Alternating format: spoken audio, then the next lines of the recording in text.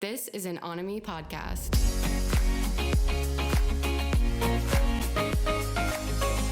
Welcome back to the pod.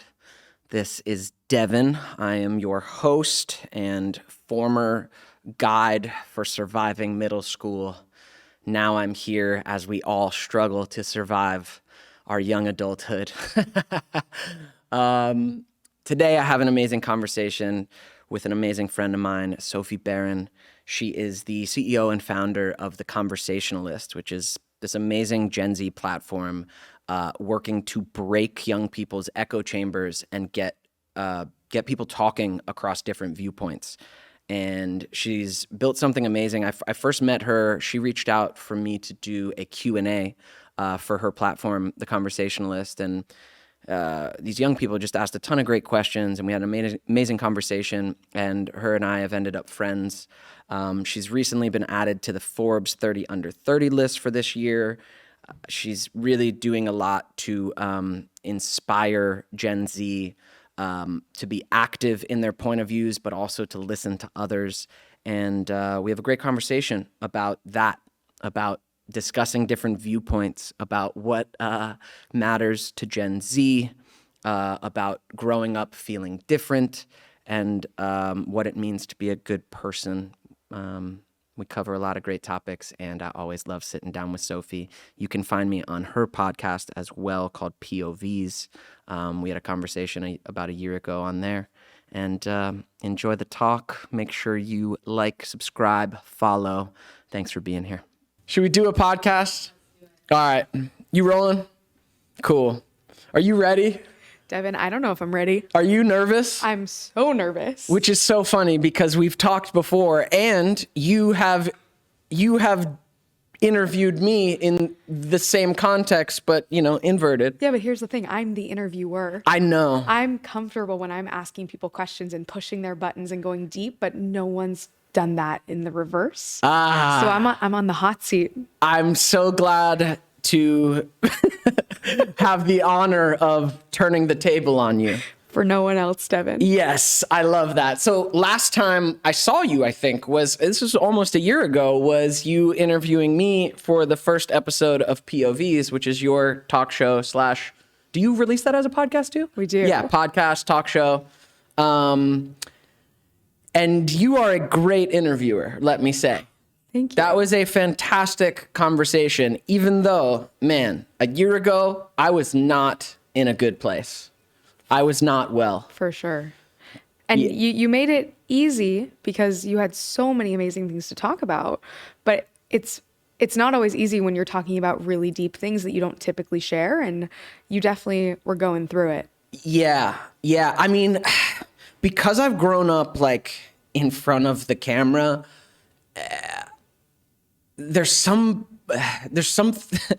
about being in front of the camera and being in some kind of public setting that I weirdly feel open and free. There's some catharsis there of well, let me just speak openly about my life right now. It gets me out of my head and kind of into my out of my introversion and into my extroversion. Yeah. So I was definitely super open in that podcast, but you were also asking me a lot of great, we were going to some deep places. For sure. We could recap it. Yeah. I mean, it was super interesting because for the most part, that's all you know, right? Living this very public life. Yeah. But you talked a lot about how you do save some things for yourself, which I really respect, because nowadays authenticity is so manufactured, and at the end of the day, we have to have something that we come home to at the end of the day, and for the most part, that's ourselves. So grateful that you were vulnerable about that, because it made me think a lot about how I try to put so much of myself out there, but maybe I don't even need to, Yeah. Hold on before I answer that. We also don't even have to go down. I can't see your eyes. No. Now we're good. I couldn't see your eyes. They were just over the bar. Now we have eye contact. We're good podcast. So yes, that has been a thing I've been learning. And I think all of us in this age of social media need to learn is how much of ourselves are we putting on and putting out and making public and doing for everyone? How much of ourselves are we putting on for everyone, the masses, the total of social media? And And why? And why? And what's not for everyone? There has to be parts of you that aren't for everyone. For sure. But how do you determine that in a day where that's our social currency? I know. Like creating this visual resume of who we are in every detail so other people can consume us like content. It's bizarre. I know. It is a very tricky thing. We are in an age, a boom of consumption, of attention consumption, and people are able to create a living off of it. Like, it's not insignificant. On some level, some people can just create a little sense that they're more valuable than they thought, or a little bit of validation. But then on the high end, like, people are literally like creating a life off putting themselves out there, making themselves consumable. And if you're creating it for the consumption of others, how much of who we are is really who we are, right? Or how much of it are we tailoring to what we think people want ourselves to be perceived as? I've been so guilty of that too. But it's this interesting cyclical thing, right? Because now we're manufacturing our every move for other people to receive. But is that really ourselves? Right. Does authenticity even exist? Like, these are the things that keep me up at night, you know?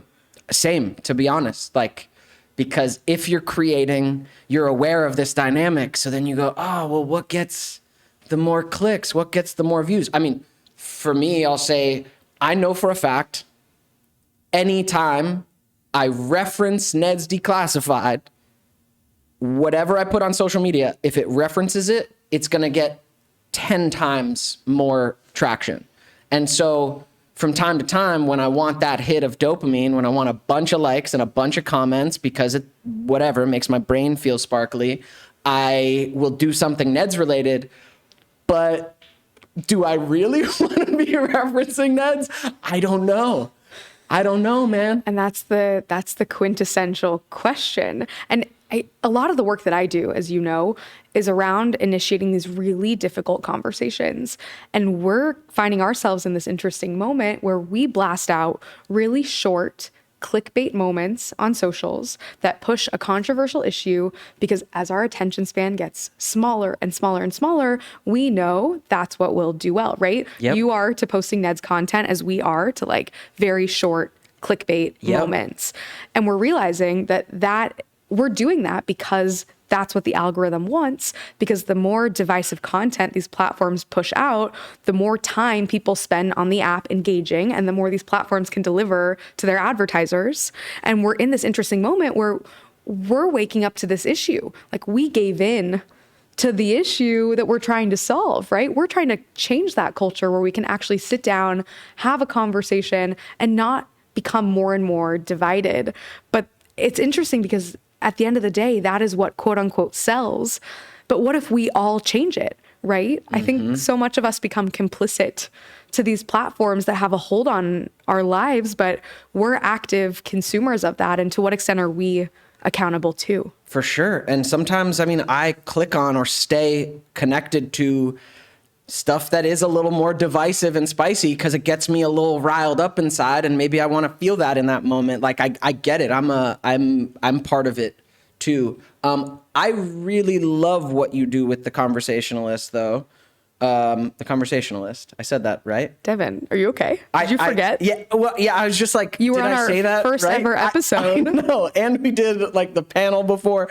It's been a minute, but yes, the Conversationalist. It's a long word. Yeah, I was like, is it the Conversationist? Conversationalist.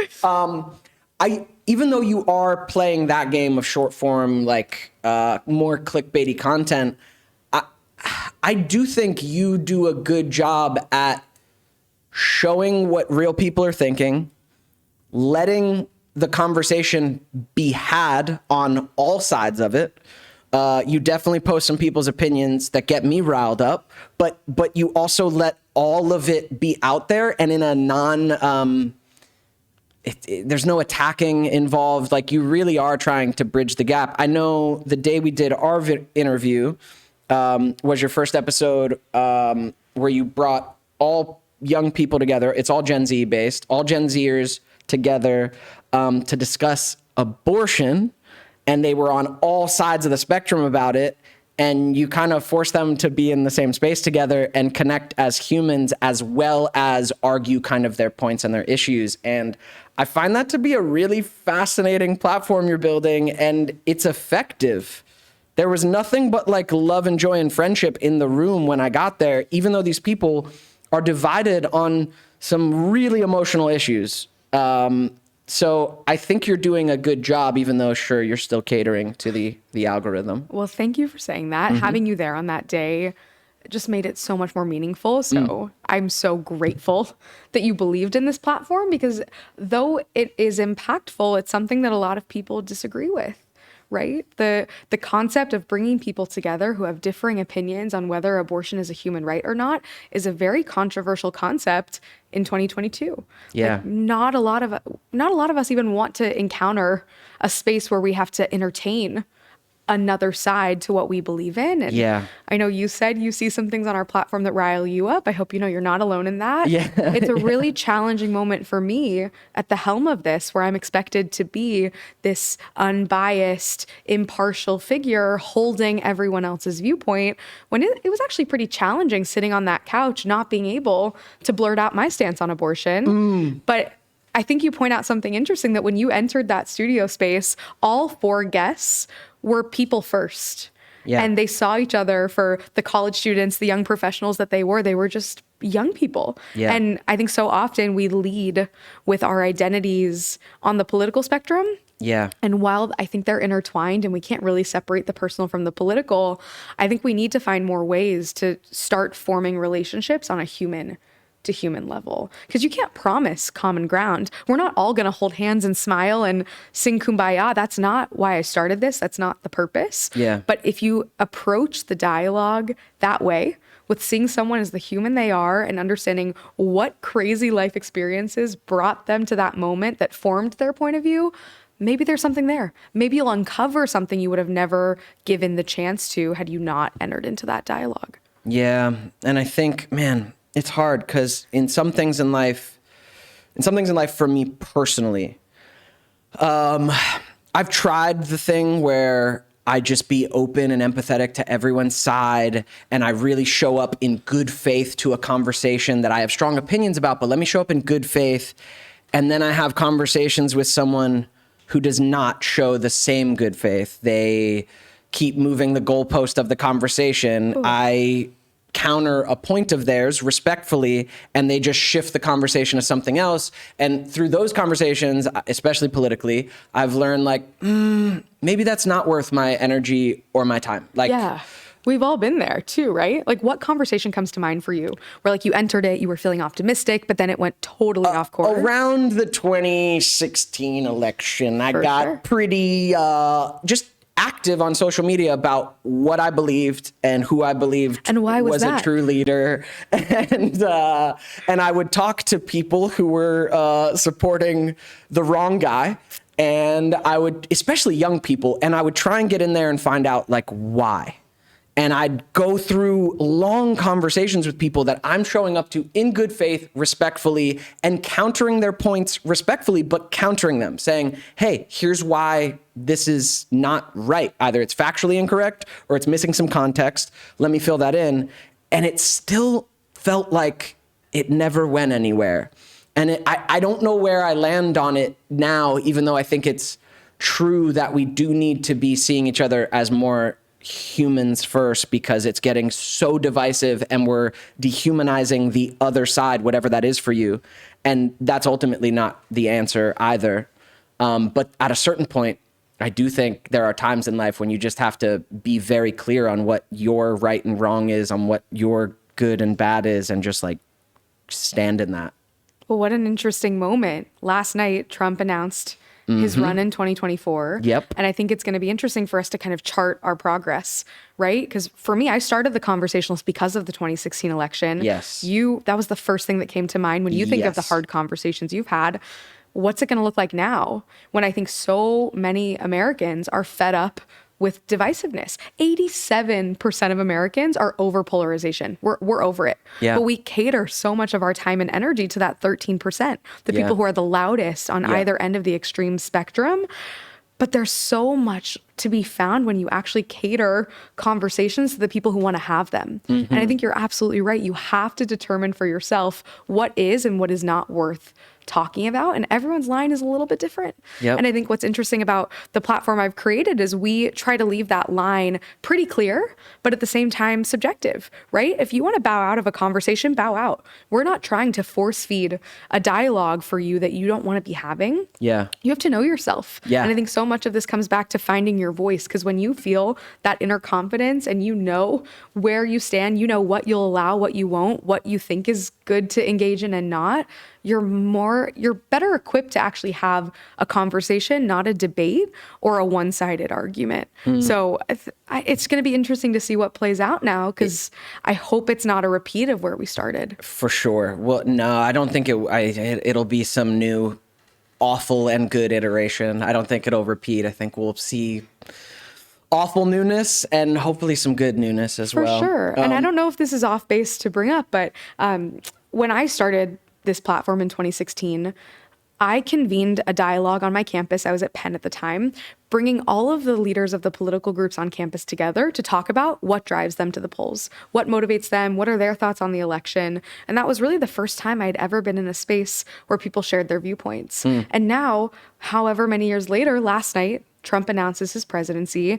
I sent out a text message to our entire community saying, did you see this? What are your thoughts? Where do you stand? And collected data from this generation about whether they're here for it or not when it comes to Trump running for president again. And I was really surprised to see that a majority of people who responded are not here for it. I think there are so many young people out there who are completely over this narrative of a candidate that's existing to continue to divide us. Yeah. And so if anything, I hope that's representative of where we're headed. And I think this is the time for more of us to speak up about what we actually want to see. I mean, the most recent midterm election, Gen Z turned out and voted overwhelmingly 27%, baby. Yeah. And Second highest midterm turnout in Democrat and years. against, I don't know, people who don't believe in climate change and things that matter to us young people who have grown up learning these things. Yeah, absolutely. I want to ask you about a part of your platform that I just love to watch, and I just want to know your like personal experience with doing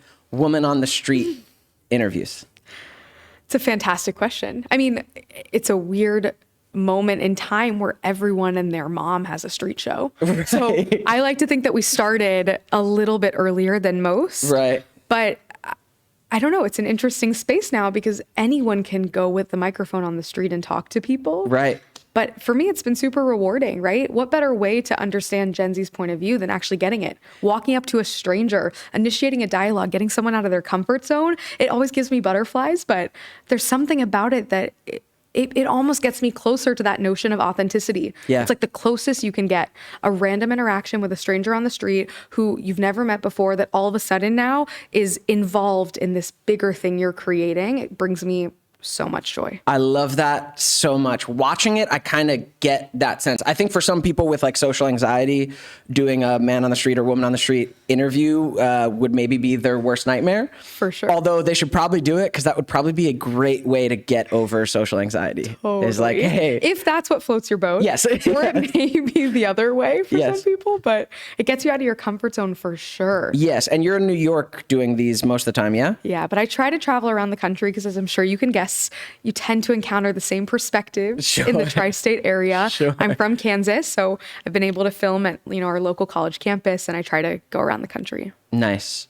Yeah, I think I would love to do, maybe we'll evolve the podcast into a man on the street section, but I think I would love to talk to random people because I think a lot of us are forming our opinions about the world and life based on what we're seeing on social media. And that's a really particular medium of the human experience and human consciousness. People are anonymous or they're not, but maybe they're a little performative. Like social media is not the best way to track how you feel about humanity. It's a really, it's like one lane. But woman on the street interview, I mean, you're interacting with all sorts of different people who believe all sorts of different things, but you're looking them in the eye. You're standing next to them. You're breathing the same air. It's different. Absolutely. And what better way to break your echo chamber? Yes. I even find, so the entire premise of why I started this is because my whole life I felt like I was in a bubble.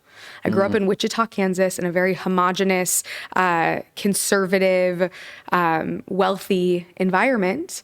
And I realized when I got to college and felt the opposite, I was surrounded by people of all walks of lives all walks of life, is that English? Yeah. Finally being surrounded in a completely different echo chamber, traditionally of liberal thought. Yeah. I, for the first time, recognized that there were two very different realities out there. And not a lot of us recognize that those realities exist. And social media certainly does not help us see viewpoints outside of our own. So when I think about like man on the street interviews, there's nothing more gratifying than actually getting to continue to break open my own echo chamber and realizing, kind of like what I brought up about that 87%. When I scroll every day, my 2 hours of TikTok a day, it's really getting toxic. Mine too. You only encounter the loudest voices in the room. But when you go out on the street, you realize that a majority of people out there want to have a civil dialogue. They want to get involved. Absolutely. Or maybe they're actually not thinking about these issues as critically as we are. Yeah. Like I've actually found that we think of this generation as like activists and change makers. And while we are, there are also so many young people that just want to be young people. Yeah. Right? Yeah. Like it's I insane. support that in young people. I think there's a pressure these days to have an opinion about everything, about every issue. And to be honest, we only have so much bandwidth in our lives. And like, if you don't know a lot about an issue, you don't have to have a fucking opinion on it. You don't have to have one. You could just say, I don't know about that. Honestly, the most refreshing interviews are when I ask someone something and they say, I actually don't know, or what is that? And I get to actually have like a humble moment and help explain something, or vice versa. I learn something. And I think so often we get caught up in our egos and we're unwilling to admit that we don't know it all. Yep. And that we might be wrong. Yep. So it may sound crunchy granola, but I always encourage people to go into a conversation pretending like you're a scientist, or pretending like you're a judge in a courtroom, and you need all the info to make a decision. Yeah. We don't know it all automatically. Yeah. And it's really humbling when you may just take a step back and say, hey, I actually have no clue what you're talking about, or I actually may need to do some more research. Yeah, well, and some issues are really complicated. Like most of us don't know enough on some of these bigger issues that all of us have an opinion on. Like stuff's complicated. Everything's interconnected and it's super complex, and Absolutely. the solutions definitely aren't as easy as Twitter would like to make us believe. Absolutely not. And we just need to be more confident asking questions. Like I was recently talking to a young Gen Zer in Washington Square Park in New York, and this was right after Roe v. Wade was overturned. Yeah. And I asked this person, like, do you support the overturning of Roe versus Wade? And she was there for a protest that was protesting the overturning of Roe v. Wade. She was a very pro-choice individual. Yep. But when I asked her if she supported the overturning, she said, absolutely. And so she didn't quite understand What was happening? what was going on in the world. And I think that was a good example to like take a step back. Yeah. I paused filming. Yeah. And I had a candid conversation with her, and I like helped explain what was going on. And she was so grateful that I like gave her that time of day to actually explain what was happening. Yeah. And so often we would be afraid to even interject or offer another opinion. For sure. But so much of us don't even really know what's going on in the world. For sure. Right? That's so funny. Yeah. That's so I love that. For honestly, like I wouldn't say that's representative of most young people. sure. I think we're a very educated generation. But I hope that just, I don't know, would illustrate to someone to like be humble. Yeah. Like say what you don't know. I say it all the time. I'll be talking to people about echo chambers and thinking they totally know what I'm talking about. And even yesterday at USC, I took a step back. I was going on a rant about echo chambers, and I could tell the guy I was talking to really was like glazing over. Yeah. And I stopped. I was like, let me take a beat. Do you know what an echo chamber is, very candidly? And he was like, not really. And I was so grateful he was willing to be honest. Yeah. So I helped walk him through it. Yeah. I was like, oh my gosh, I experience that every day in my life. I didn't know what it was. Yes. I think the more we can help each other learn and grow and never like shame someone for willful ignorance, I think is where we're going to be able to kind of bring us back. Well, I'm going to put my hope in the youth. I'm going to put my hope in the youth and myself. I'll count myself as like a elder youth. Oh, absolutely. But I feel like you can counter these conversations all the time, right? Yeah, I try and talk with people about everything. And that's part of doing a podcast. I'm excited where I get to talk to people more and more about life. And one of the things I want to explore on this podcast is like, life's so big. So to know how to survive it, I don't even know how. I'm kind of out of the game of giving people direct advice and telling you like, here's what you should do, because all of our paths are different. What I'd rather do is explore what matters in life. Like where is there meaning? What matters? What should we aim for? And one place I like to start, you kind of went over it a little bit, but what is your, Sophie, what is your origin story?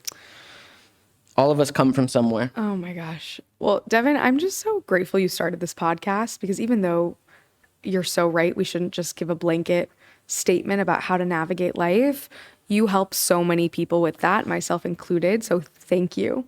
You're welcome. You're welcome, Ned's babies. And my origin story all starts in the heart of the U.S., in Wichita, Kansas. Have you been to Kansas? I have not visited the great flat state of Kansas. Hey, we may be a flyover state, but we got some personality. I have some friends from Kansas, but I like mountains, so I stop in Colorado. That is fair. There's a reason why I moved out of Wichita. But Yes. my origin story starts there. Yeah. I grew up the oldest of 3 siblings in a Jewish household in Wichita, Kansas, in which I learned pretty early on that I was different from most of my friends. Growing up, I went to a school K through 12. It was an incredible school. However, I think I learned even in like elementary school how different I was from my friends, because I was the only Jewish kid in my grade throughout all of K through 12 education. And that taught me a lot of things early on about my own belief system. But I think the origin story really started with me wanting to fit in. I realized in being different, that was the last thing I wanted to be. Like, I tried to push it down. I wanted to be like everyone else. But it felt like I was wearing like a big label on my forehead that said Jew. Like everywhere I went, it was like no matter how hard I tried to hide it, that's what I was known for. And not that that's a bad thing, but at the time, like I felt like it was. It's a bad thing when you're a kid and you just want to exist, right? And you're being othered. Yeah. For sure. And I don't say this to say that there was like blatant anti-Semitism every day of my life. Yeah. I loved my friends. I had the most supportive school, but there were so many things that I swept under the rug that I don't think I realized till later in life, of moments where I just either was ridiculed or belittled or penalized for something that I had no control over based on my religion.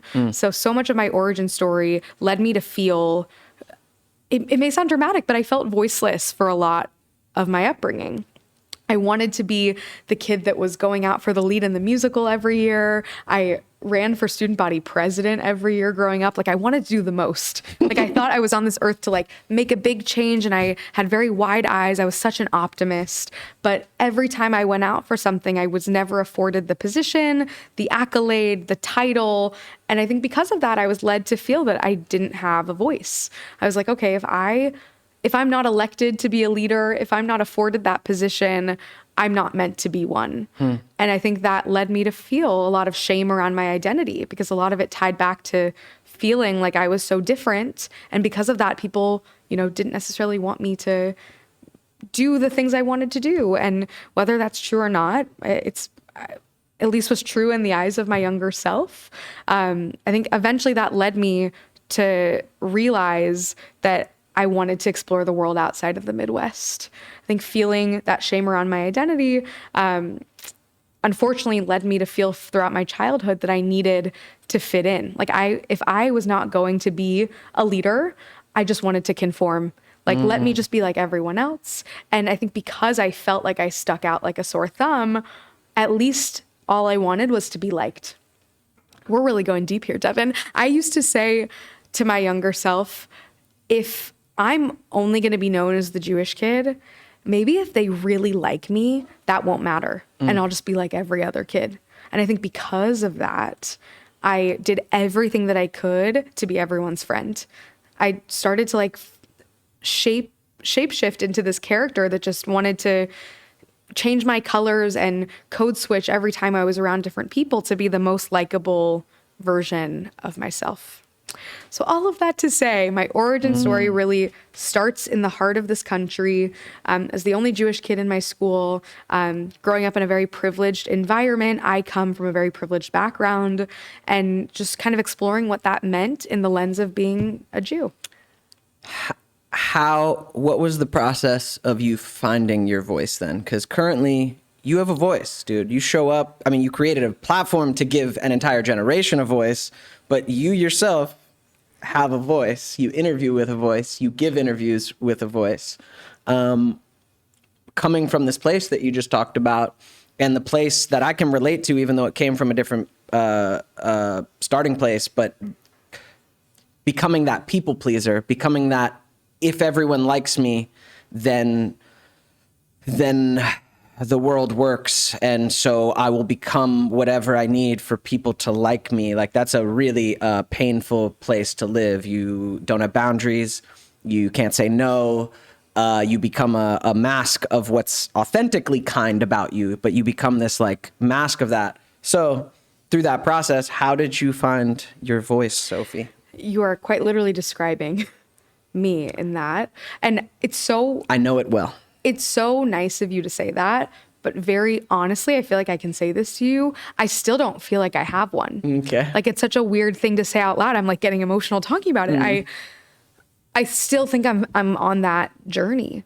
Yeah. And I'm working on it in therapy. We love therapy. We love therapy. But I think so much of myself now is a mirror of that younger self. And though I've tried making my voice heard, I still don't even know what my voice is. I think I'm still sorting through the pieces of myself that I've created or altered or manufactured to be liked or, received or consumed by others. But that's another story. I get it. I get it. I'm a recovering people pleaser. I'm a recovering mask wearer, and I still have this niceness to me.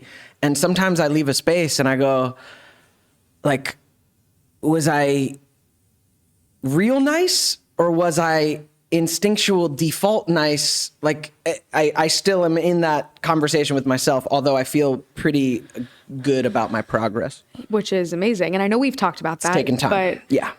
And maybe that's the meaning of life, if you will. Like, maybe we aren't supposed to have it all figured out. Yes. It's a journey. It absolutely is. And you're not even 30 yet. You'll get there, and that'll hit in a whole different way that I wasn't prepared for. But you have found some level of a voice. Sure. So was it college? Yeah, let's go there. Yeah. So was it Philly? I followed the yellow brick road all the way to the green emerald city of Philadelphia, Pennsylvania. Yeah. Go Eagles. Go Eagles. Go Birds. I will say, when I got to college, I felt free, whatever that meant. I felt like I was finally bursting this bubble of the Midwest. And as soon as I got to campus, I definitely felt that people pleaser in me continuing. Sure. In the sense that I wanted to meet everyone and do everything and do all the things that I couldn't in high school. So I was that kid introducing myself to everyone in my classes, in line in front of me and behind me at the dining halls. Like, I just wanted to know everything and meet everyone. And I quickly found comfort in the groups that I became a part of that I felt resembled my identity. Finally being around other Jewish kids, I did what anyone would, which was join every Jewish organization. Yes. Under the sun. I'm not kidding. We're talking Jewish a cappella. Yes. We're talking the Jewish sorority. Yes. I even had a Jewish boyfriend. Wow. My parents were so happy. Yes, they were. And I really thought that was like the meaning of life. I was like, I found it. I'm here. I'm done with the Midwest. I belong. Yes. And one day I was walking through campus. There's this central stretch of campus called Locust Walk. Everyone's flyering for their clubs. Everyone's hanging out with their friend groups. And I realized that every person on campus that I was meeting through my classes, through the dining halls, they were doing the exact same thing as I was, but with their identity groups, whether that be racial, religious, cultural. We tend to gravitate towards people who are like us. And in that moment, as I was walking through campus, I realized that I was actually completely taking for granted the Wichita experience. I realized that maybe the meaning of life isn't to just be surrounded by people who are like us, but you can actually find belonging when you surround yourself with people who are different from you. And I think I took that for granted my entire childhood. So in that moment, I realized that this whole notion of needing someone else to afford me a voice was completely false. And the only one standing in my way was me. And so in that moment, I wanted to do something. I didn't know if this was a bigger issue. I wanted to explore it. So I decided to start a club on campus. I was talking to my friend from Jewish summer camp, who was starting up this organization at Emory called Table Talk.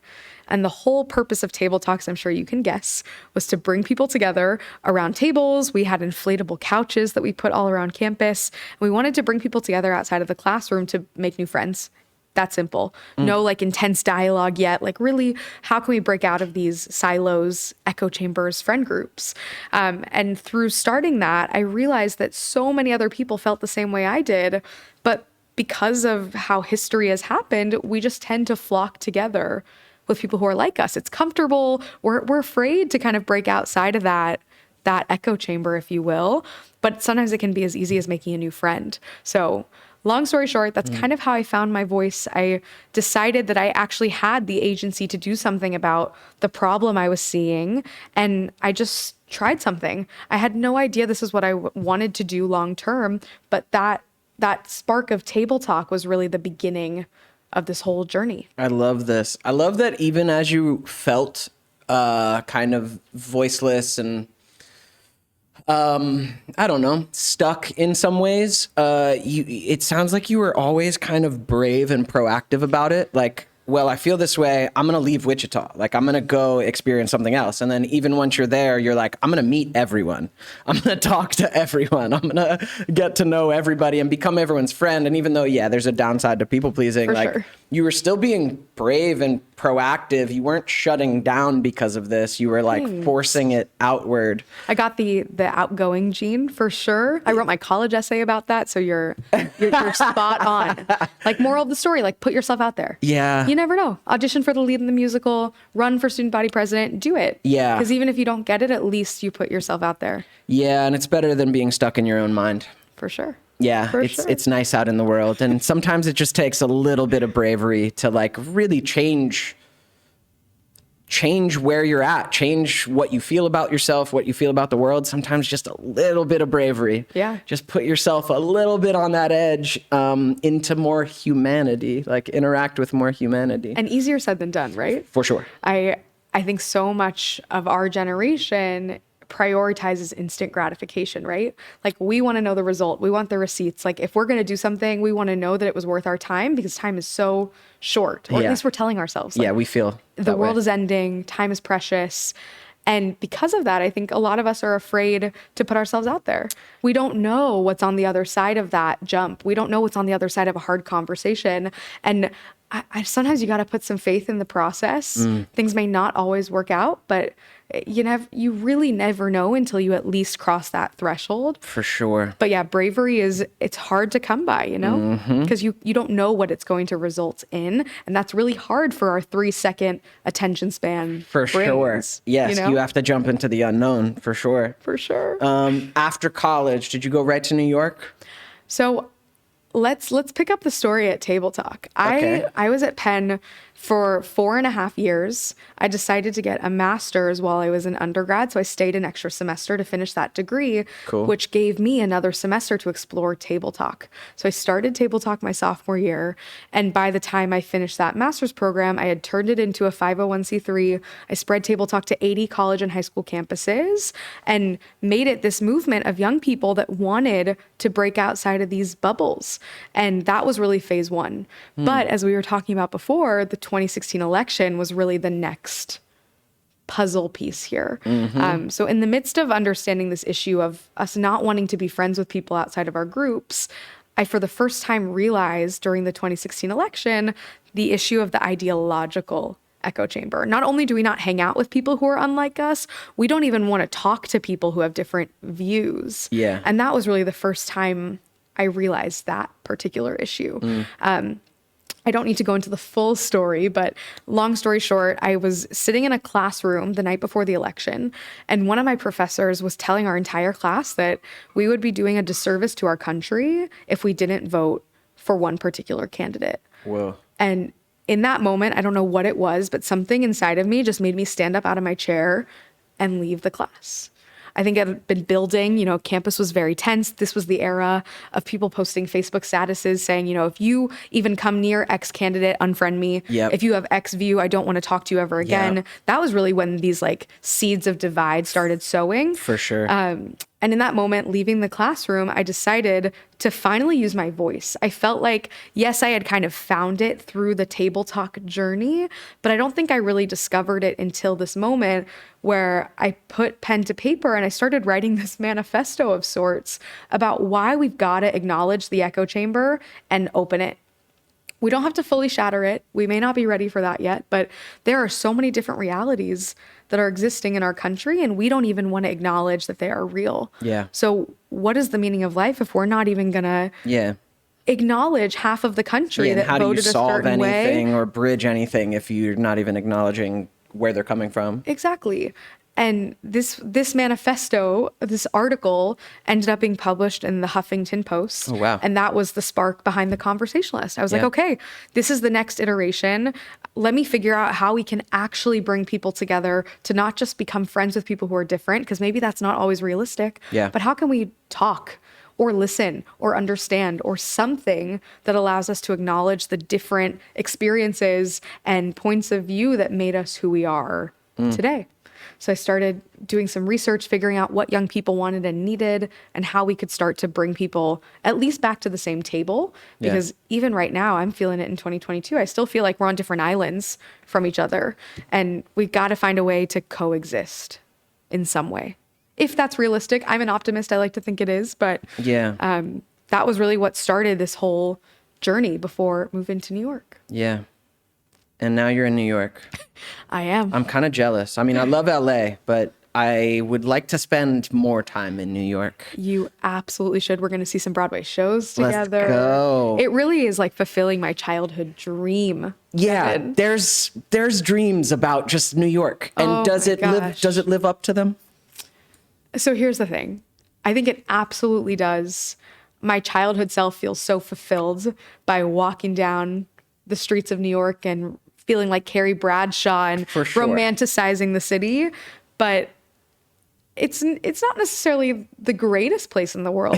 I don't think I'll be there forever. Sure. But I think it's the complete opposite of where I grew up. Yes. And there's something Wichita and New York City, very different.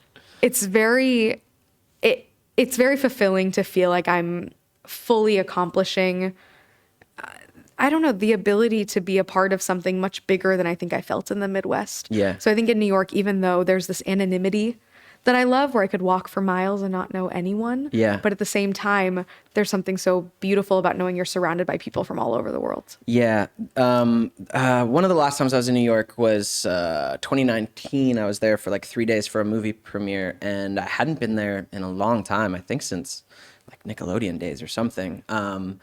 And it was really needed and like healing for me at the time because mentally I wasn't doing great.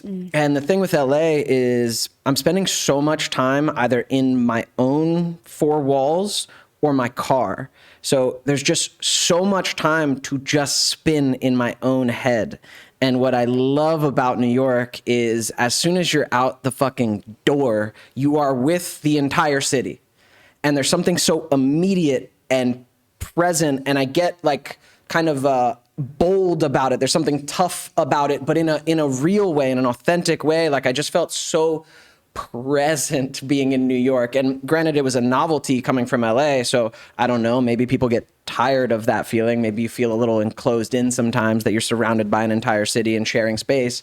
But I felt more connected to my own humanity in New York because you're just in it with everyone. Absolutely. Yeah. You feel like you're a part of something bigger. Yes. It's the best feeling. Yes. And I don't know if everyone sees it the way that we do. Yeah. But it's pretty I feel like idealistic. If you agree with this, I feel like you and I are people that feel like we have to be on all the time. Yeah. Right? You may have to enter into a conversation with someone that was unexpected. Like, people may be looking. Like, I always am worried about what everyone else is doing around me. It goes back to like the people pleaser in me. Like, I would be afraid to go to the gym in college because I'd be afraid I'd have to talk to so many people and I wouldn't actually get that time. Yeah. And there's something so freeing about being in New York and not having to be on. I could walk for miles and be surrounded by people and be a part of it, but I don't have to be anything other than myself. And that's kind of helped me figure out who I am a little bit, almost like exploring who I am through the lens of being around seas of other people. I love this. And knowing that they kind of don't give a shit about you, right? But like in a freeing way. It humbles you too, right? Like you are truly just a speck of dust on a floating rock. And I think honestly, that like humbling experience is something that I hope everyone can become subjected to. Definitely. I think we need that, especially with all of us like blasting our own egos and consciousness and avatars onto social media, like trying to make ourselves important so that we can get the numbers, so that we can either get the money or the validation or whatever the game is we're playing. Sometimes we just need to be reminded. And that's what I felt in New York, that like, oh, I'm a part of a big humanity, but also I'm like an anonymous little fish and I can just like breathe. I can just do whatever the hell I want. Totally. I think it makes you feel like, I don't know, maybe there is some meaning behind all of this. And I think so much of our culture has shifted to individualism.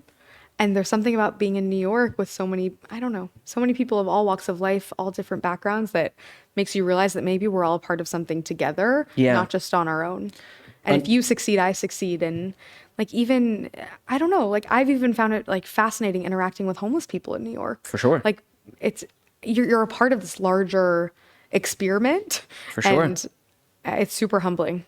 Yeah. I mean, the big city, it's one of the most, I love going into natural spaces for sure. But man, when you're in one of these big, great cities in the world, anywhere, you're getting a nice taste of humanity and life and culture. And it's good for us to see these places. But you're also reminded that it's not representative of the world. Sure. Right? Like you have the melting pot, but it's completely unaffordable, inaccessible, and not representative of the entire world. So again, I know I keep bringing it back to the echo chamber, but like it's also reminded me of the bubble that is New York and how lucky I feel and privileged I am to be able to live there, while also acknowledging that my friends who are still in Wichita have maybe a completely different experience, or college friends who are now around the country are all seeing the world in a bit of a different lens. So yes, like we can be talking about how wonderful New York is, and it is, but it's also a nice reminder that it's not something that everyone can experience, and that's something important to talk about. Sure. Another thing that not everyone can experience, but I had a similar kind of coming into myself is at Burning Man. I went to Burning Man many times. It's been a while since I've been, but I went the first time in 2011. I was 20 years old. Do you go every year? I went 6 years in a row, and then I haven't been for 6 years. So wow. It changed my life. I absolutely love it. It's like one of the most fun, not just fun, most like deep, freeing, liberating, beautiful, crazy experiences. I'm sure. Every single year I went, like it was incredible. I'd love to be a fly on the wall at Burning Man. Yes. It just seems like a completely different universe. And you could be, you it's that thing you talked about in New York where like you can walk around there and just feel free in that you can be and do whatever you want. You can interact with people if you want, or you can just walk and see the incredible landscape and art and expression and just like check in with yourself. That's what I found when I went, was like, it was some kind of coming into myself, some kind of rite of passage of like, I'd spent my whole life being an actor and constantly aware of what people will think of me and becoming this people pleaser. Oh, please just like me, or please just feel comfortable, or whatever that was. And so aware with auditions, putting myself out there to be judged and putting myself out there as an actor to be judged. And then to be at Burning Man where everyone's just like covered in dust and like wearing like tutus and like body paint, and just realizing like, wow, I am so much more than what I'm making myself to be for others. I am more expansive than this. I am more free than this. I I'm more ugly than this. I like all the things. I got to like walk in that. And I don't know. That came to mind when you were talking about like walking around New York. It's like I had a similar coming to, but That's so interesting. Do you think everyone should have to experience Burning Man in their lives? I don't think everyone can experience Burning Man in their life. And also, I don't know I haven't been in 6 years. I'm sure it's still an incredible place, but it has tipped beyond counterculture. Now it's like culture. Now it's mainstream. Interesting. And, you know, there's cell phones and social media out there. I don't know. But I think anyone who does feel called to go should go still and just go have the fucking best time. I mean, Valid. It is so good to have experiences like this. I mean, it's 8 days in the desert, living a counter society. It's not the same society. You're not spending money once you're there. You have to spend money to get there. But once you're there, no money exchanges. So every bar you go to, you're just getting your cup filled up. Experiencing that for a week, not engaging in money, that alone is liberating on the human soul. Like not having to constantly be counting your shekels, like not like, oh, I'm losing money here, or it's an exchange of value all the time. Let me exchange my value. Just like being there and being given life and giving life back. I think people who feel called to it should go, but you can get that at a music festival. Some people find that in religion. You could just go take some psychedelics in the woods, maybe. It's interesting to bring up religion because I was going to talk about that, but it's like a whole other tangent. Like, go for it. I don't know. I feel like nowadays we're like turning away from traditional institutions Our like generation religion, is. and maybe you find that in cities that you're living in or experiences like Burning Man, and I don't know. It's just interesting. Yeah, I think a lot of us younger people are turning away from institutions for stuff like that, and we want to, but we're kind of looking for the same thing some of the time. We're looking for some deeper meaning to life, right? But you can also get it just from traveling. Just travel to another country and just be in a situation that is unfamiliar to you and interacting with new people and a new culture entirely, and maybe a new language. Like I traveled through Europe this summer, and like that did what Burning Man does, even though Burning Man should be experienced. But just going and traveling for a couple weeks somewhere where you've never been is going to do the same thing for your spirit. And I lived vicariously through that trip. So I'm so happy you got to do that. It brings up the same questions we've been talking about this entire episode, right? Like how can we seek experiences and moments and experiences in our life that allow us to see outside of our own bubble or our own way of thinking or our own comfort zone? And it's just interesting to talk about because so much of us just continue on the same path. We do what we're comfortable with, but what's the point of being in this great social experiment of the world if we're not actually an active participant in it, you know? Yeah, this makes me want to ask you, we're kind of dancing around it, but is what does being a successful person mean to you? And what does being a good person mean to you? Like, how do you aim at these things? I don't know.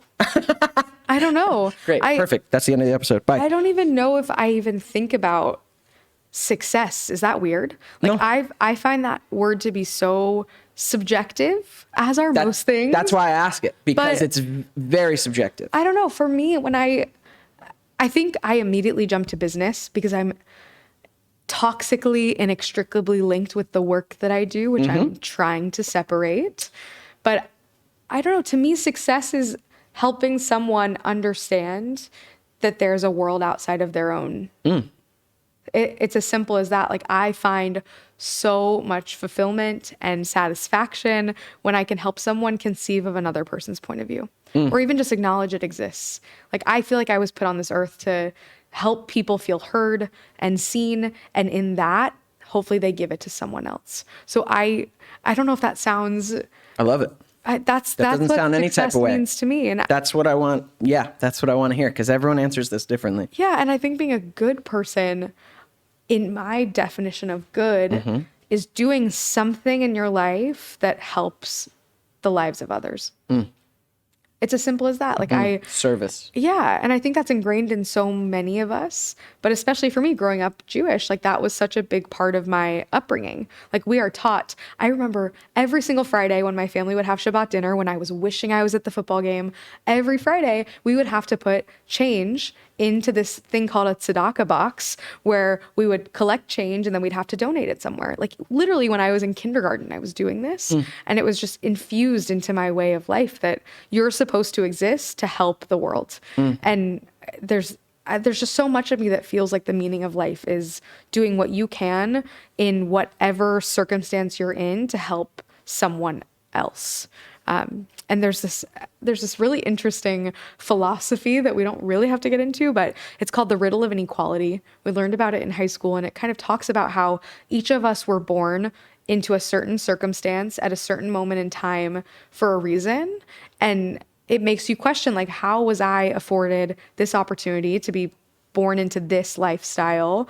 Why am I experiencing these things? And what am I using that for? And I really think the meaning of life is understanding why you were put into the place you were in, why you were born into that circumstance, and how can you utilize that to help someone else who isn't in the same or as good of a circumstance. So I think being a good person is doing anything you can to help someone else. I love that. Thank you for coming to my TED Talk, Devon. I love that. Has someone asked you that yet? No. Can I ask you? Sure. What does being a successful person mean to you? Successful. Yeah, I mean, that word alone, like, definitely gets tied into whatever business you're pursuing or I'm pursuing. Like, it's some success is in that. But for me, I'm an artist. Like, that's my business, is my creativity and just this calling on my heart to express or create or bridge something or alchemize something or just like some weird vision I have in me to make a funny joke. Like it's just loud in me is just this artistic spirit. So success. What does being successful look like to me? Success for me means being, honestly, it's close to what Daniel Curtis Lee answered, which was, he said something along these lines, and I kind of agree, which is like being fulfilled, in what's on my heart and expressing my creativity, and gaining resources for that. And part of my creativity is inspiring others, is helping others or giving people a space to feel more deeply or talk more deeply. Like that's part of my art, but success is tied into resources for me as well. It's like there's a certain amount of money I need to live the type of life that I want to live. There is a lifestyle that I want and need. And if my art isn't generating that, I don't feel successful. And especially within the acting industry, like I haven't done a fraction of what I feel I'm capable of and that I want to do in the entertainment industry. I haven't even come close to what I feel my potential is as an actor, as a creator, as a storyteller. I just feel like I haven't gotten in there yet. So while I feel successful in some ways, I don't feel I'm at my like successful point. I feel like I was when I was working all the time, but it's been some time since then. So I feel like I'm still working back to a successful version of myself, and I'm getting closer. And it is part of that is mental health and like being okay on the journey. For sure. And that's like an ever-changing thing. And then, can evolve, right? Like your definition of success has probably evolved so much from when you were younger. It's constant. Yes. Completely. It's constantly evolving. And maybe that's what path we're on, is like figuring out at different stages of our lives what it means to be good, what it means to be happy, what it means to be successful. That's also part of being creative or being an artist. And I happen to believe everyone has some capacity for creativity. It's part of our human nature. It's one of our birthrights is creativity. And I think everyone has the capacity for it. And that's a part of being a creative is is defining things now, is letting things progress and change and going through messy periods and kind of finding your way through it and then finding new direction and purpose within it. And I've definitely been going through transitions through my late 20s and into my 30s now. And like, so yeah, my definitions are changing, I guess. Can I also ask you about the good? Yes, go on. Interview me, Sophie. Yeah, wow, sorry. That's why I brought you in here to interview me. It's in my nature. No, I know it is. I knew it would be. Well, I'm so glad you talked about whether you feel like you are successful. Yeah. So I don't know if this is controversial to ask, but do you feel that you are good? Yeah. I feel like I'm living. Good to me is about living with, living in my values, of my values, in my virtues, of my virtues. Like, and I do feel actually through some of the harder times of my life, the last few years, I've really learned how to not betray myself, not sabotage myself, live in integrity with my word. That's a journey for all of us to go on, is like, am I speaking truth? Does my word mean something? When I say something to someone, do I mean it? And of course, there's more to go, but I do feel I'm living within a good version of myself and how I define being a good man. It's also because it's important to me. I choose it. I do aim at being a good man. It's not vague to me. It's not something I don't think about. It is something I choose. I try and live my values. I try and live my word. I try and look at, when my life isn't working, what's in my control and what's feedback for me. How am I showing up that this is what's being created in my life? Like, I try and take responsibility for what's not working in my life and be aligned to what I say I'm aligned to. I mean, and this is a lifelong process for all of us. And it's a choice. You have to fucking choose it. And yes, I feel like I do that. I feel like I've stopped people pleasing. I learned how to not be a fucking nice guy to everybody. And man, it feels good. It feels good to sometimes just be a dick to someone. And that still has me feel like I'm a good person. Even when I'm a dick sometimes, because I go, this is correct. This situation calls for me to be a little more aggressive than my childhood self would believe. Like, some things in life require different aspects of yourself, and love doesn't only look nice. Love isn't just nice. Love is sometimes really strong and really bold, and love draws boundaries. And So yeah, I feel good within who I am as a man and who I continue to aim to be as a man. And a lot of that comes down to being honest and being true to what's in my heart and trying to like live of that. And I think I'm doing it. One of my favorite quotes is from Stephen Sondheim. Love him. From Into the Woods. Go on. Where he writes, nice is different than good. Absolutely. And I think about that a lot. Absolutely. Yeah, because you can be nice. Let's say someone is in public saying some racist shit to someone or anti-Semitic shit to someone. Nice and good are two different things in this situation. For sure. You could be nice to the situation. For sure. You could be nice to someone who's clearly like wrong and making life shittier for someone else, or you could be good. Absolutely. Those are two different things. Yeah, it's an interesting tango, but it's awesome hearing how you see the world. Yeah, I'm figuring it out. And that's part of this whole experiment with this podcast, is getting to talk to other people about it and kind of open up some of these issues so that I can see the world, learn more.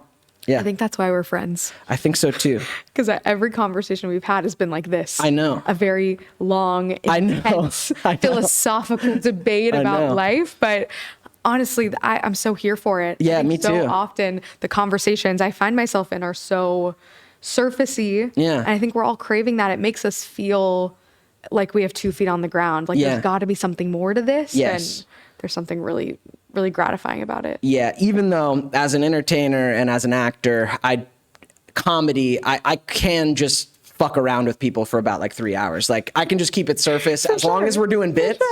As long as it's bit based. Know your audience. Yeah, we're good. We're good. I'm not funny, so I'm glad we didn't have that type of conversation. I would argue that, but I know what you're saying. You don't identify as a comedian. For sure. As much as I would love to be. Yes.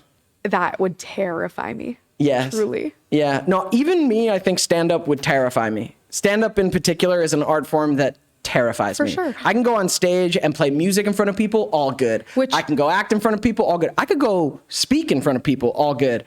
But go up there and say, I'm going to be funny, and the whole room is on me. Ooh, gives me butterflies, makes me feel weird. It's a whole other world. I mean, all the things you just named that you're fine with, like that terrifies me. I love music. I love to sing, but the thought of doing it in front of other people terrifies me. Yeah. That's why I stopped after college. Did the a cappella thing. I loved it. Jewish a cappella group. Hey, what was we were pretty iconic. What was the name? You ready for this? I'm so ready. The Shabbatones. Oh my God, it's so good. We were Penn's premier Jewish a cappella group. As if there were like multiple. Yeah. But we did. Amongst many. We got to sing at the White House. We gave a private performance to Barack and Michelle at the White House Hanukkah party. This is amazing. So we were a pretty big deal. I didn't know Barack and Michelle were celebrating Hanukkah. I'm sorry, they're our biggest fans. I was not aware of the Shabbatones. So. Well, now you do. Find us on Spotify. No, but like my music is out there. Like I have some tracks.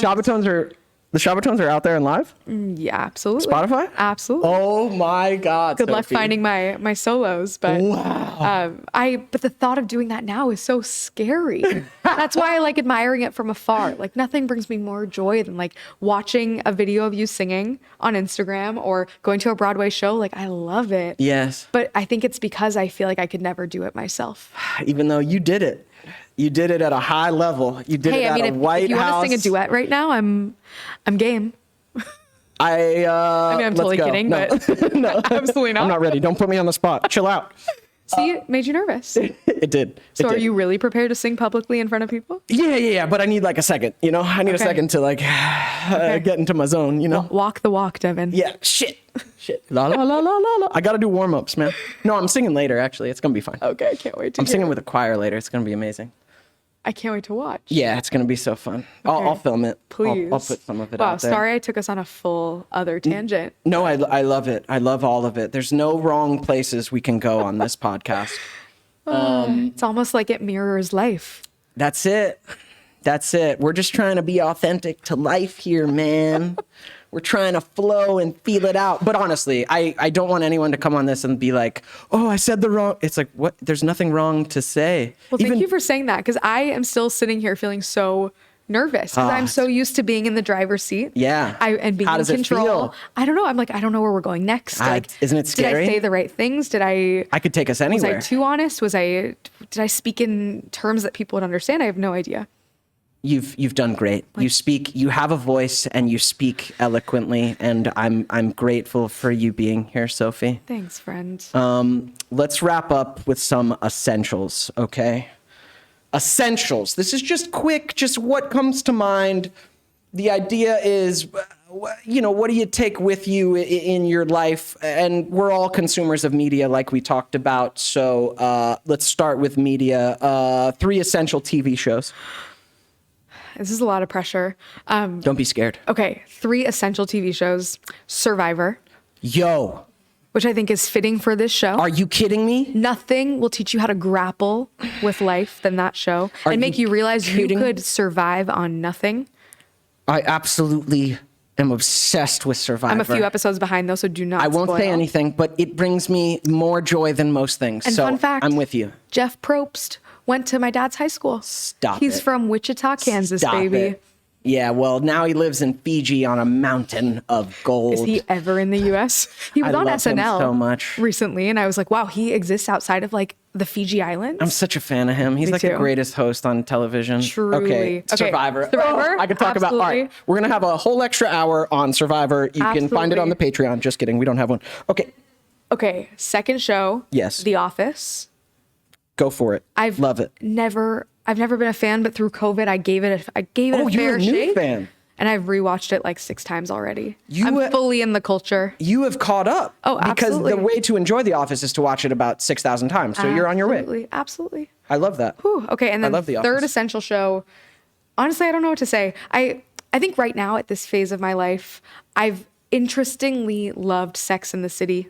Incredible show. I've never seen it. I think it's a little tone deaf to like 2022, but it's made me romanticize my life. Like I'm always living in fear of the future. And there's something about that show that made me like realize the present. Like running on the streets of New York yelling taxi. Like I feel like I'm like in my life now. And that show kind of helped me get out of my... especially being a young woman in New York. Absolutely. I don't think I relate to any of the characters in particular, but I don't know. It helped me kind of grapple with life, you know? I love that. I'm a Samantha. But no. Who do you think I am? You're kind of a Carrie. Really? I mean, in terms of like, you're like personality and you're like after it creating business and going and getting it. Yeah. And looking fresh in a corduroy suit. No one's ever told me I'm a Carrie. Dang. Well, they don't know you. Gosh. Okay. Wow. But I'm gonna be honest. I love that answer. I didn't know. I only knew of Sex and the City until like some years ago. A girlfriend actually like showed me it. It's an incredible show. The writing's amazing. It's pretty great. What it's saying about, I mean, it explores incredible themes about love and humanity and identity, and I think it's fantastic. You're totally a Samantha. You know it. Oh my God. You know it, girl. Okay. Do you watch movies? 3 essential movies. Favorite movies. So embarrassing because I went on a full rant on your podcast about how our attention span is so low, but I feel it. I can't watch movies. I'm on my phone the entire time. I start watching TikTok while I'm watching movies. I know. I'm with you these days, but there have to be some bad. movies that have stood the test of time for you. What's in there for you? Oh, it's been a minute, but I love Legally Blonde. Fantastic. oh my gosh, I can't even remember the name. What's the Christmas movie where it takes place in so many vignettes of people's lives? Love Actually. Love Actually. Incredible. Why didn't I remember the name? Incredible film. Such a good movie. Yeah. I think you can tell my genre. I'm like a light chick flick kind of gal. Yeah. And maybe How to Lose a Guy in 10 Days. Wow. Yeah, you are on theme there. But I don't know if that's profound. Doesn't have I think to be nowadays profound. I watch and consume media to take me out. I know. Of like the intense conversations Yes. I'm having every day. So The Office, the Legally Blonde, like I just need. That's fully okay. That is what this, like, not all of our media has to be so freaking deep. Like, it can just be entertainment. For sure. So maybe that's my 3. I love that. And Love Actually. I'm gonna go home and like fantastic. question those answers. Richard Curtis is that director. He did a movie called About Time. Have you seen it? So Beautiful good. film. Beautiful so good. film. A little Absolutely depressing, gorgeous. but great. Deep though. Really talking about life. They like Is that Rachel McAdams? Yeah. They like made that trailer making it look like it's like your average rom-com, and man, it is not. That's a deep movie. Oh, man. Do you read books? It's okay. It's okay to not. I have I would hope you've read 3 books. essential books that I've read, but I don't actively read. Okay, but you have 3 essential I would like books? to, but I'm going to throw out 3 essential books. Gimme. Okay. Our Lord and Savior, Brene Brown, Okay. wrote a book called thought you were Braving going the somewhere different Wilderness. with that. I was like, hold on. Jewish? Braving the You about to say the Wilderness Bible? is Okay, Braving the such Wilderness, a good Brene book. Brown. Number 1. She is our Lord and Savior. Untamed by Glennon Doyle. Okay. And this little cute tiny book called Heart Talk by Cleo Wade. It actually caters well to my attention span because every page is just like a short little poem or quote or something that makes you like really think in a way I've never thought before. So And bite highly size recommend. for your attention span. I love this. Highly recommend. I love this. Do you listen to podcasts? I cherry pick podcast episodes. Okay. So we're not going to do But essential hey, podcasts. my favorite podcast is obviously yours. That's So- what I'm talking about. That's the only essential podcast. Tune in, subscribe, smash that like button. Okay. 3 essential teachers/heroes in your life. Ooh, okay. Number 1, Rich Keller. Who is that? Rich Keller is my lifelong friend-tor, if you will. I love this. He's my mentor. He's like a second father to me. His whole philosophy is that what we do is not who we are, and who we are should drive what we do. And he's the whole reason why I started The Conversationalist. He completely helped me understand that I am a unifier, and the unique thing that I bring to this world is my ability to bring people together. And He spends his entire life helping other people. He's a 2-time cancer survivor. He has been through it, and all he wants to do is give. He just gives his time away, his expertise away, because he just wants to help other people. And he really helps me channel that in my own life. So I Rich love Keller, that number one. so much. That little philosophy thing, I mean, it just feels like it perfectly stated kind of what I was talking about in my definition of success, is that I am not what I do, but what I do has to come through me in an effective way. And that's success to me, is that like I'm doing what I am and being paid handsomely for it. You've got to meet Rich. I'll connect you. Cool. He's brilliant. Cool. Number 2, Olivia Juliana. Do you know her? I don't. She is a Gen Z icon, hero. Go on. And is someone who is my living, breathing example of what it looks like to use your voice. She is someone who unapologetically is herself. I'm sure you saw her all over the news. She rose to internet fame, if you will, when Congressman Matt Gaetz body shamed her. And instead of cowering or doing what I think my younger self would have done, which was be silent and feel small, she used that momentum of being body shamed as a teenager by a congressman to raise, in literally a sick amount of time, like 48 hours, she raised $2 million for abortion funds. Wow. And it was incredible. It made headlines everywhere saying, you know, look what you did, Matt Gaetz, who's fervently pro-life. Right. I'm going to use this incident to actually, your words actually raised $2 million for abortion funds. And not to make this political, but like she just quite literally is the most incredible example of what it means to use your voice and be unapologetically yourself. And I think is an example that every young person should look to. Amazing. So Olivia Juliana, number 2. And for this category, do they need to be in my life? No. Per se? Nope. Okay, teacher, I've got teachers I've got heroes outside of my real life, like outside of who I know, and I have heroes within my life. So. Okay, so I'm going to say number 3 is a tie between 2 of my favorite humans from Penn, where I went to school, Adam Grant and Angela Duckworth. I think the 2 of them are brilliant. Have you heard of either of them? So they're both scholars. They're both experts in their fields, and they both have completely different schools of thought, but they're very similar. Adam Grant really is the expert on human behavior and essentially how we can better understand one another. And he has, I'm not going to go into it, but if you don't know Adam Grant, look him up. Cool. He's a genius. And he's really helped me understand why I'm doing the work I do. And I'm just his biggest fan. Amazing. And Angela Duckworth wrote this whole school of thought on grit. And how, I'm sure you've seen the book. I think She's very famous. I love her dearly. And she just kind of helps us realize that really the most important trait that can get you through life is grit. Digging into the discomfort. So if you haven't read either of their books, highly, highly recommend. Amazing. See, I have read them. That's what I'm looking for in the essentials. That's what I'm looking for. Great. No more essentials. Ooh. No more time, Sophie. I think we've nailed it. We've nailed it. We've done it. Wow. Thanks for being here. Oh my gosh, Devon. Thank you for having me. It's great to see you as always. Sophie runs The Conversationalist. Check out all of their socials and their website. And especially if you're in Gen Z, get involved in their conversations. It's a great platform that you get to be a part of.